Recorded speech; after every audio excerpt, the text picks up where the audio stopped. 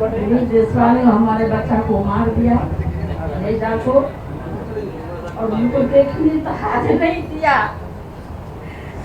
कितनों समझ गए, कितनों गोर पकड़े, हमको देखने पहले के नहीं दिया।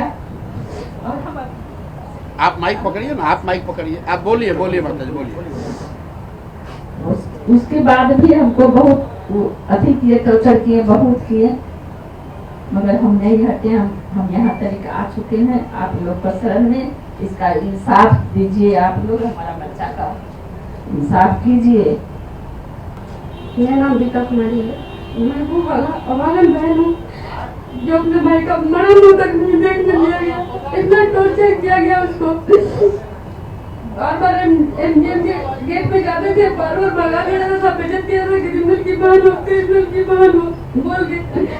ना कोई मीडिया वाले मेरे साथ था, ना कोई नेता मेरे साथ थे, कोई भी मेरे साथ नहीं थे। और बहन के लिए कर कितनों का सबके पास जा रही थी। सब बोल रहा था कि तुम्हारे भाई को मारेगा नहीं, अपने मेडिकल कॉलेज में इलाज करवा रहा था।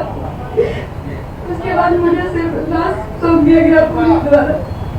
नीतीश कुमार जी आपसे मिले, नीतीश कुमार जी क्या बताए थे आपको? बोले थे कार्रवाई होगी।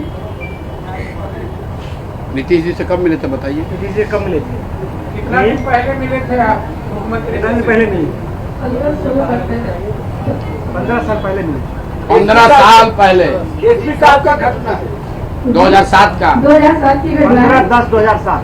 एसपी साहब से मुलाकात हुई तो एसपी साहब ने क्या कहा था? जी, एसपी साहब मेहमान आए थे उस समय। जब उनके पास गए, 2-3-4 बार गए, बोले कि मेरा केस FIR दर्ज कर लीजिए। नहीं हो रहा, एप्लीकेशन लेके बार बार जा रहे थे। तो मेरे सामने ही 2-4 लोगों को मार के मुझे डराने की कोशिश कर रहे थे।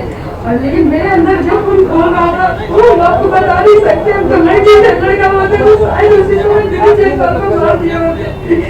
लेकिन हम मजबूर थे, मेरे साथ कोई नहीं था। वो हमको बोले कि शादी ब्याह कर लो। तो ये सब केस लगने से कोई काम थोड़ा ना होता है। हम बोले आप मेरी शादी करवाइए, तो मुझे डांटने लगे और बोले इसको बाहर करो, बाहर करो। एसपी साहब बोले जी, मैनेज करने के लिए भी बोला जा रहा था आपको?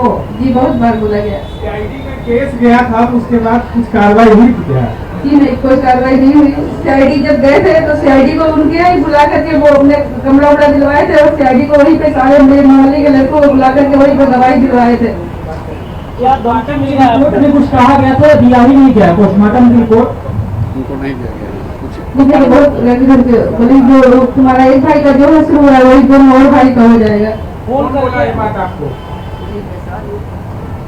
ठीक है, बहुत सारे सुशांत गोप है, दीपक श्रीवास्तव है, राकेश झा है। प्रशांत किशोर के साथ आप आई हैं, तो आपको क्या क्या धमकी मिल रहा है कि मत जाओ पटना में, प्रशांत किशोर के पास मत जाओ? क्या क्या फोन करके धमकी? ऐसा बोला गया कि मीडिया के सामने आप न जाए। मीडिया के सामने नहीं जाए। जी, अभी प्रशांत किशोर के पास आई है, उम्मीद है आपको न्याय का? जी पूरा उम्मीद है।